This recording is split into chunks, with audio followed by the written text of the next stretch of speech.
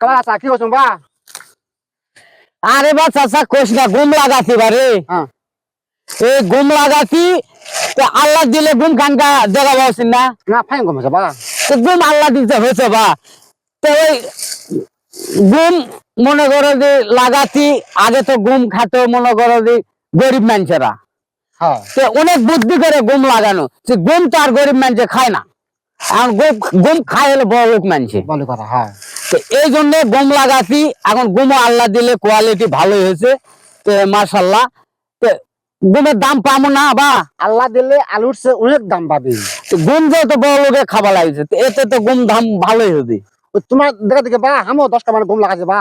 তুমিও লাগাছি আমিও 10টা মানে লাগাছি। আরে তাই তো মিলে গেছে ও চাষা রাস্তা মিলে গেছে গুম লাগাতে আর গুম এবার আগে খাতো গরিব মানুষেরা এখন খায় বড় লোক মানুষেরা আল্লাহ লীলা খেলা বোঝা বড় তাই গুম লাগে এবার কৃষকেরা ফসলে আনবে বেশি টাকার আয়।